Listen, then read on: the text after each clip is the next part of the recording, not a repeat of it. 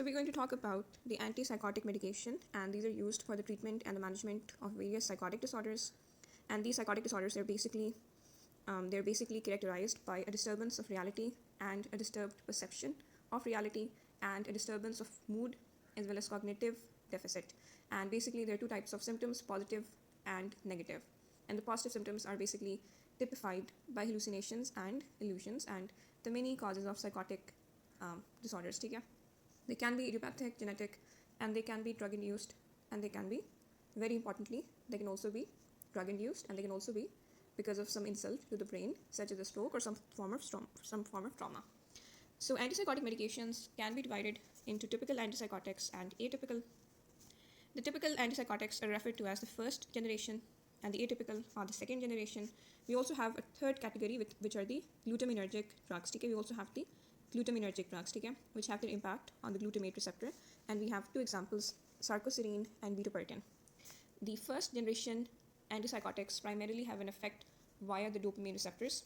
So those are primarily dopamine 2 receptor blockers, whereas the atypical antipsychotics have a variety of mechanisms which are not predominantly due to receptor blockade, meaning उनका कोई और mechanism है which is not primarily due to blockade.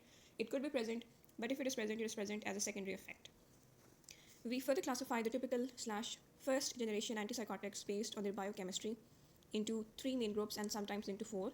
We start with the phenothiazine, then we talk about the thioxanthine, the butyrofenones, and then finally the miscellaneous drugs. So when we talk about the phenothiazine, we have a couple of very important examples. We have chlorpromazine and we have something called thioridazine.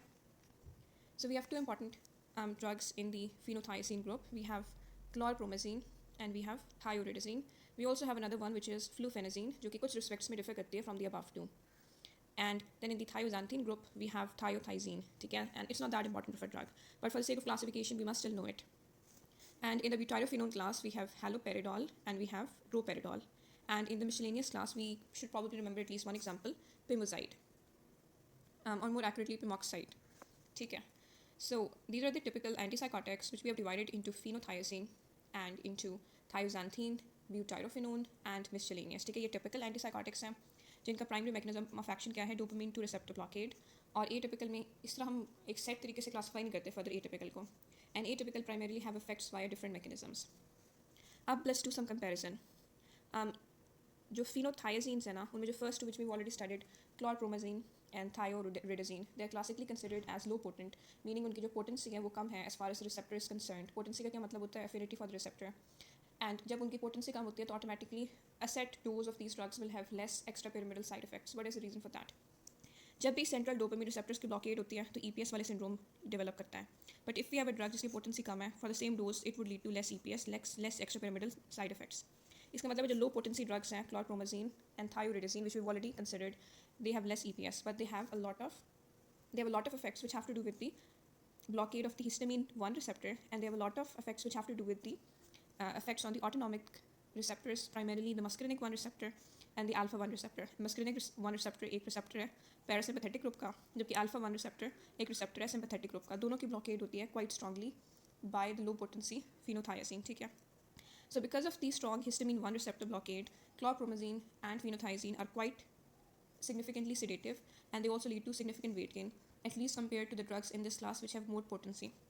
M1 blockade की वजह से there's a loss of accommodation, there's mydriasis, difficulty urinating as well as constipation, सारे antimuscarinic side effects basically. और alpha 1 blockade की वजह से thioridazine and phenothiazine quite famously cause orthostatic hypotension, which is hypertension and syncope on standing up, as well as impaired ejaculation, which is something which would affect the male, and impotence. So ये बहुत important है. They are less potent, they have less affinity for the D2 receptor in the central nervous system, but they have more affinity for the H1 receptor. They block it, leading to sedation and weight gain. They have a lot of efficacy for blocking, they have a lot of affinity for blocking the alpha 1 and the M1, therefore they lead to a set of symptoms which have to do with the autonomic nervous system.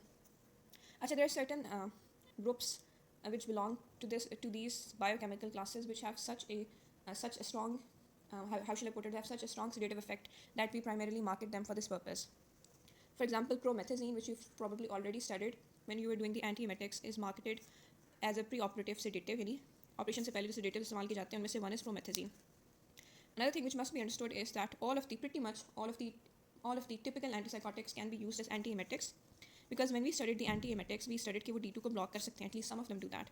And जब D2 blockade होती है both peripherally in the GIT and centrally, and at least if not within the brain itself, because the brain के itself जब enter होता है ना, that leads to EPS. But when it acts on the chemoreceptor trigger zone, which is technically a part of the CNS but it's outside of the blood-brain barrier, then it has antiemetic effect. So if you were to give a typical antipsychotic, it would obviously also block the peripheral D2 in the GIT as well as the D2 located in the chemoreceptor trigger zone outside of the blood-brain barrier. इसलिए हम तमाम we are able to use all of the typical antipsychotics as antiemetics with one exception, which is thioridazone. ठीक है? So we've talked about a lot of super important side effects. एक जो चीज़ रह गई थी is the fact कि among the phenothiazine we have flufenazine, which is actually quite potent compared to the other two. Secondarily, chlorpromazine has significant ability to trigger seizures, so ये एक important बात है.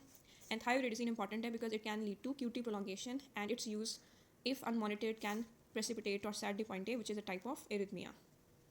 Talking about the butyrophenones, haloperidol and droperidol, both of them are actually quite potent and cause significant EPS. ठीक है, जब EPS होता है ना extrapyramidal, it's actually because of the blockade of the dopamine. तो Parkinson-like effects आते हैं, तो आपने treat करना होता है, but you can't give a dopamine analog because that would actually worsen the initial psychosis which you were trying to treat. तो ये जो हमारे पास ड्रग इंड्यूस्ड पार्किंसन है ना, उसके ट्रीटमेंट के लिए हम एंटी-मस्करिनिक देते हैं, जो कि बेसिकली काउंटर एक्ट करते हैं डोपामिन के इफेक्ट को. इसके अलावा अगर फॉर एग्जांपल एकथीजिया डेवलप हो गया, विच इज रेस्टलेसनेस, या डिस्टोनिया डेवलप हो गया as part of the EPS spectrum, dystonia में जैसे टॉर्टिकोलस होता है, इन दोनों के ट्रीटमेंट के लिए भी हम एंटी-मस्करिनिक पार्किंसन इस्तेमाल करते हैं. ठीक है, और इसके अलावा क्या हो सकता है, प्राइमरीली यही है. इवेंचुअली टार्टिव डिस्काइनेसिया डेवलप कर जाता है जिसमें कोरियोएथिलॉइड मूवमेंट्स होती हैं.